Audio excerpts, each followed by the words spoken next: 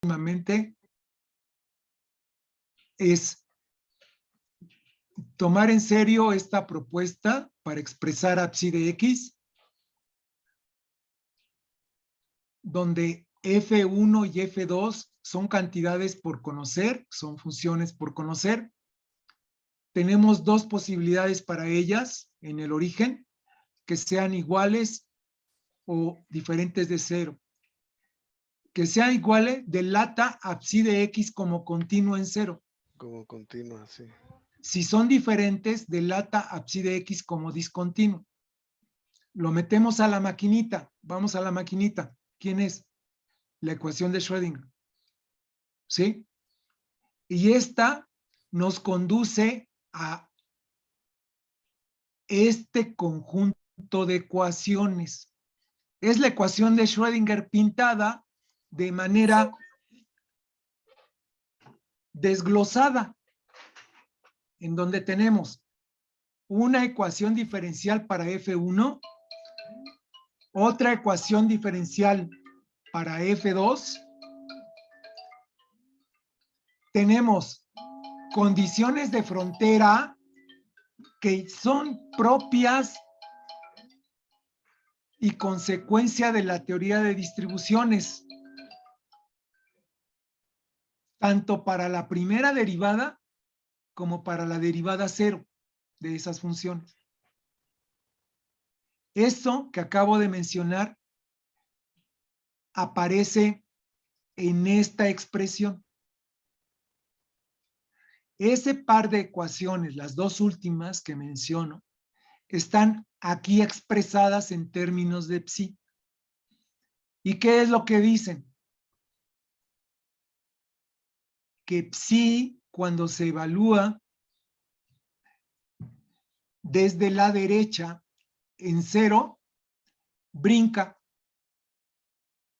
Si se evalúa ahora desde la izquierda esa función. Y más aún, que la primera derivada también lo hace. ¿De acuerdo? Desde luego, el caso beta igual con cero es posible. Es decir, cuando me deslindo del potencial delta prima. Cuando eso sucede, tenemos una continuidad, fíjate, una continuidad, porque esto se hace 1 en la derivada 0 y una discontinuidad que persiste en la primera derivada y que es proporcional, como era de esperar, al parámetro alfa que caracteriza el acoplamiento con el pozo o barrera de Dirac. Entonces, se recobra el resultado que el método tradicional, digamos, advierte, pero que siguiéndolo no nos conduce a 53 cuando alfa, beta y B0 son diferentes de 0. Porque lo que obtuvimos para esta situación, que es la ingenua, digamos,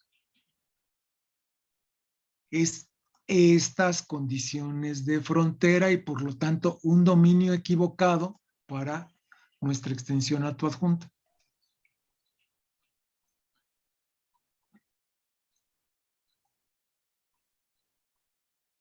¿Ok? Entonces, aquí lo he dicho, sin haberlo supuesto de antemano, se imponen condiciones de frontera sobre el estado en el origen, establece el método tradicional, más bien, se establecen usando el método correcto, con discontinuidad en psi prima, y que en dicho punto, psi de X, esta discontinuidad la determina beta,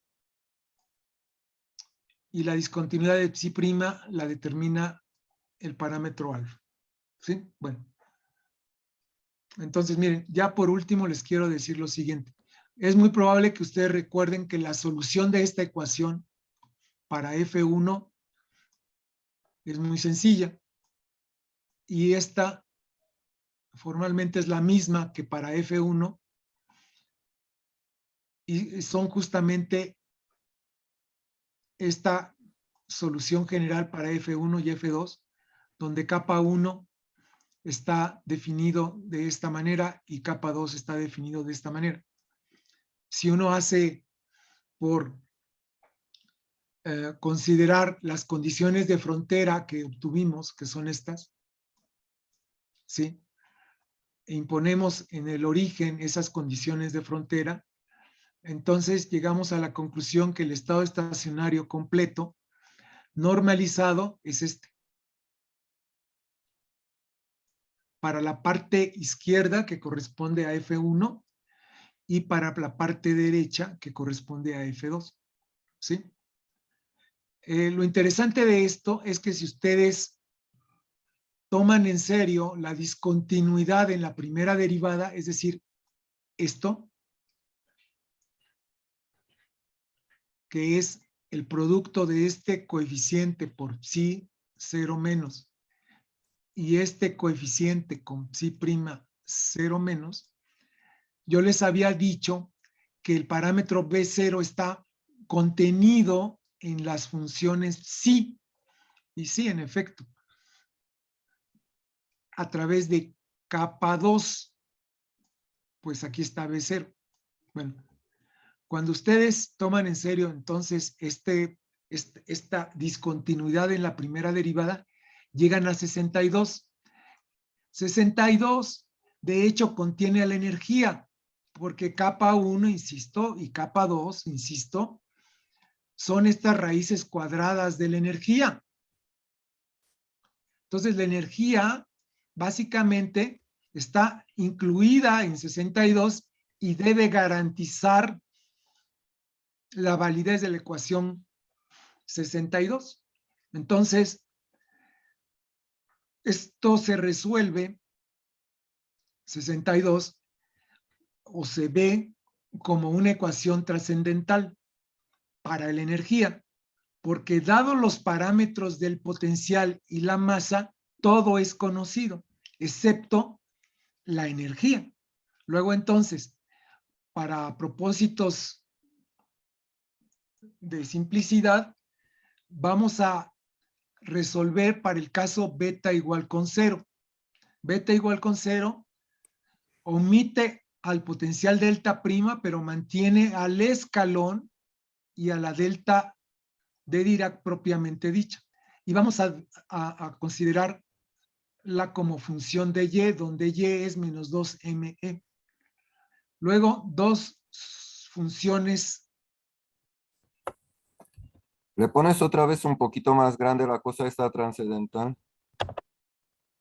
¿Sí? Porfis. Sí, sí. Así que entonces, esta ecuación la vamos a resolver, digamos, para un caso particular, beta igual con 0, pero que no, eh, no,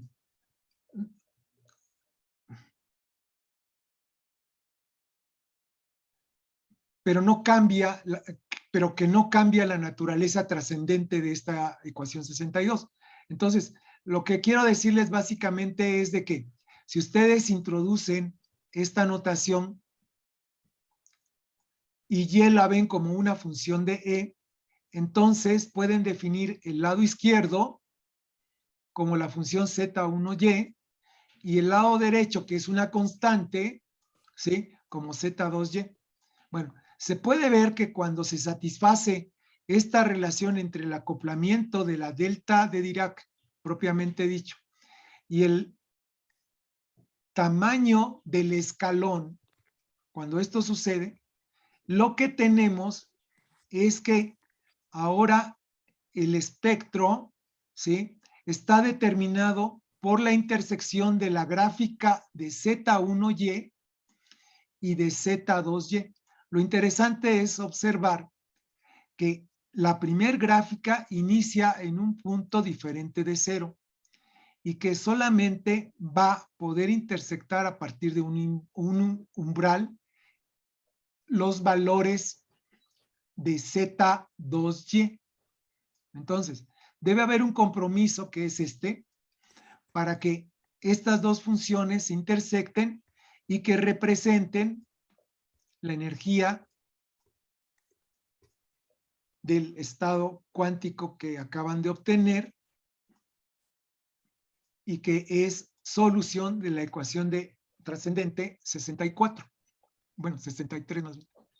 Bueno, entonces, en conclusión, yo regreso a la tabla. Les quiero decir que no nos sorprendamos cuando tengamos soluciones en donde la primera derivada, la función misma, que es la amplitud de probabilidad, sea discontinua. Puede ocurrir esto toda vez de que, como lo estamos observando,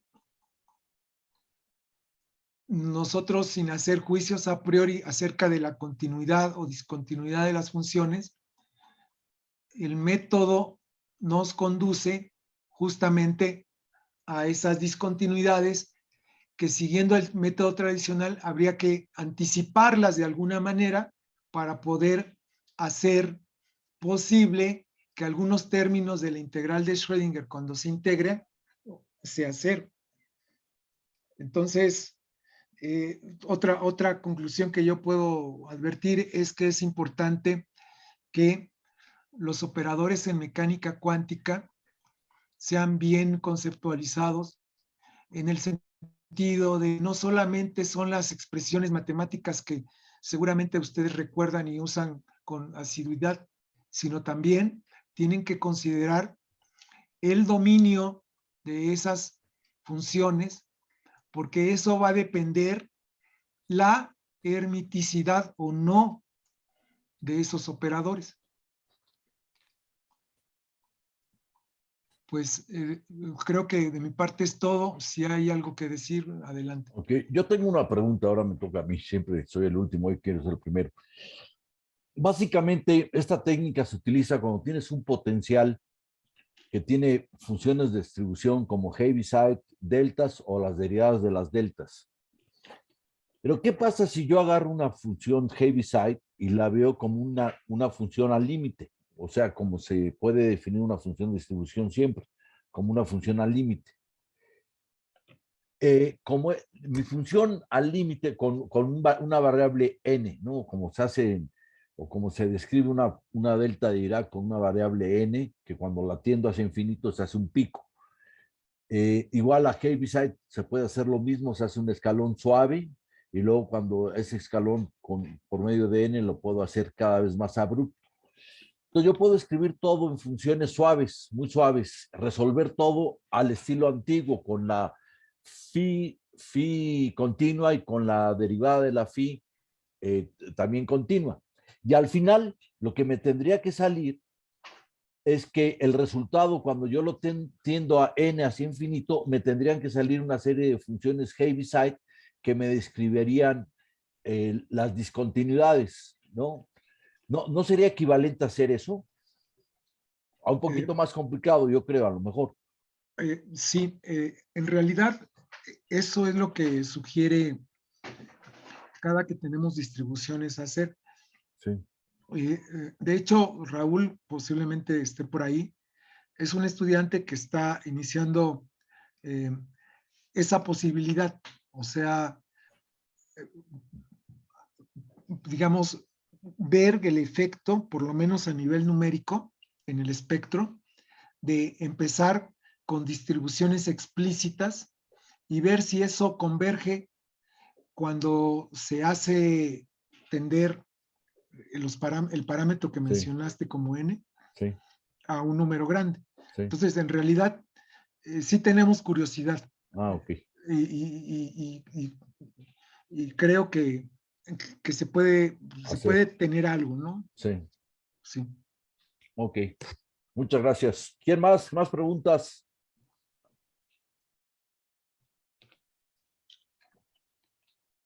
A ver, los presenciales que andan por ahí, que también son de Teórica 3, algunos estudiantes no tienen preguntas.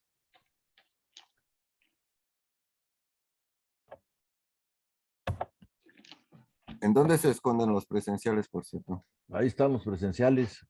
No hay, es que no tienen micrófono, pero la pueden hacer por chat y yo la hago. Yo la digo.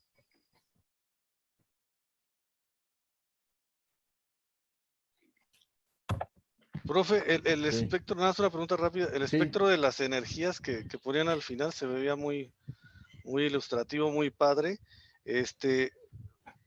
¿Podrías explicar rapidísimo esa parte de la intersección que estabas diciendo? Es que me quedé ahí con las ganas del análisis del espectro.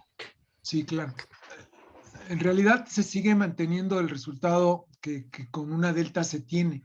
Es decir, el espectro, bueno, no lo dije por la premura, pero estamos considerando para este estado cuántico un espectro de energía negativo.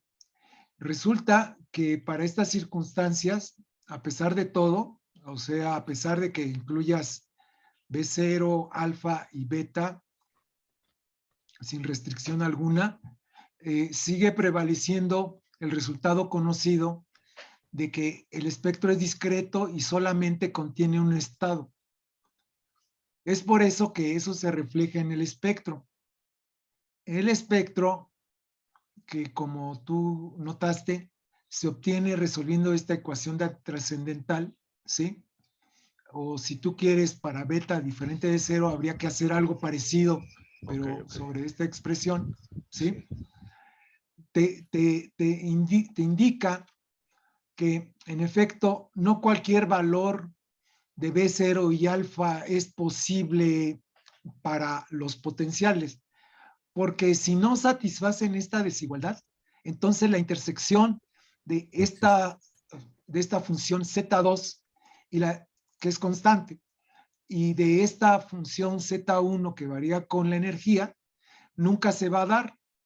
Entonces, si tú, por ejemplo, dices, bueno, yo quiero, que es el caso en verde, mira, el caso en verde fuerte, yo quiero que Z1 de Y valga 1.8. 1.8 quiere decir que Z2 es 1.8 o equivalentemente el producto de 2m por alfa sobre h barra cuadrada, es decir, das la masa, das alfa, tiene que ser 1.8. Ok. Y entonces ya fijas esta gráfica. ¿De acuerdo? Ahora, si tú empiezas a variar Y, que es básicamente variar la energía, aquí se indica, tú vas a obtener la gráfica en café. Y como ves, bajo estas circunstancias, solamente va a haber un punto de intersección. Ese punto de intersección te va a dar la energía que tendrá el eventual estado cuántico, ¿sí? Que satisface las condiciones de frontera previstas, estas, y que es solución de la ecuación de Schrödinger. Entonces, la energía no es arbitraria. Si por el contrario, tú tienes un potencial B0 escalón que conduce a esta gráfica en verde, claro, y tú varías la función Z1 de Y, entonces nunca vas a intersectar esta gráfica. Y eso va a significar que bajo estas condiciones, es decir, no se va a respetar esta desigualdad, bajo esas condiciones, tú nunca vas a tener un estado acotado para ese problema porque B0 y alfa no se dejan, no permiten la desigualdad que aquí se establece. ¿Sí me entiende? Sí. Muy bien. Lo ¿Más cual es un preguntas? rasgo novedoso, digamos, hasta cierto punto, porque normalmente cuando tú no introduces B0, tú siempre vas a tener un estado acotado, siempre lo vas a tener para un pozo delta, siempre lo vas a tener. Pero aquí está restringido a que exista o no, dependiendo que se cumpla la desigualdad o no. Ok, gracias. Bueno, ¿más preguntas? Oiga, se me ocurrió algo respecto a tu pregunta de hace rato, Gonzalo. Estaba pensando en lo que decías. Ah, la cosa debería de resultar así y quizás no estaría poco interesante de verificarse. Si tú sales con un ansatz de continuidad que hasta el final lo pasas al infinito, entonces seguramente al empezar vas a poder salir con valores cualesquiera de B0, ¿sí? O Sí. sea, continuo, discontinuo o como sea, ¿no? Entonces, al hacer esto y resolver y hasta el final pasar al límite, entonces de alguna manera, si todo se hizo correctamente, nada más ¿cómo decir? Por coherencia, ajá, Sí. debería a la hora de pasar al límite, de que este límite te resulte mal, o sea, te resulte un infinito o algo, si B0 no tenga un brinco ahí en cero. Y sería una verificación interesante, Sí. creo yo. Sí. Por eso estamos interesados en lo que va a hacer Raúl. A ver si ya no voy a ser yo el del seminario el próximo semestre, pero a ver si Raúl le alcanza a dar algo el próximo semestre, ¿no?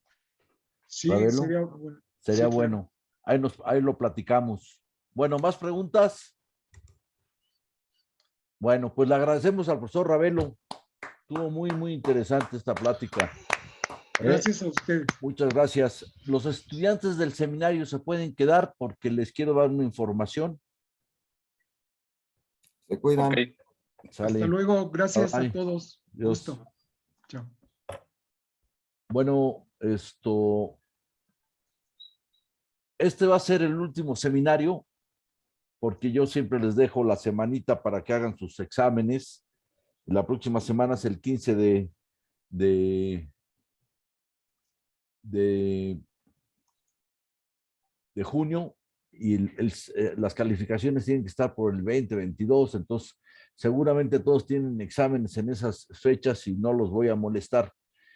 Les agradezco mucho haber asistido a toda esta serie de seminarios. Esta vez, sorprendentemente, no hubo casi faltas y las faltas que hubo fueron justificadas.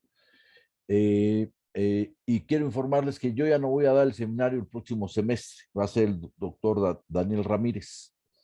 Ok, y que mucha suerte y muchas gracias por haber estado conmigo algunos 3 años o unos ya llevan hasta 6 años conmigo de la maestría y luego el doctorado. Ok, bueno, pues suerte. Bye bye, luego les mando sus constancias a los que dieron un seminario y les doy ¿cómo se llama? Sus calificaciones. Acaban de decir una noticia muy importante que Cavani al Toluca. Ojalá. Sí, siempre sí. Dicen, yo creo que no puede ser, no tiene el Toluca ese Ta- dinero. También lo quieren las aguiluchas. Sí, y las Águilas sí tienen lana. Bueno, sale, pues. Muchas gracias, doctor. Muchas gracias. Mucha suerte a Sí. todos, ¿eh? Muchas gracias. Fue mucho gusto Muchas gracias. conocerlos. ¿eh? Y gracias por todo, profesor. doctor. Hasta luego. Bye bye. Nos vemos. Gracias, gracias. Bye. Hasta Gracias luego. por todo. Hasta luego. Hasta luego. Bye bye.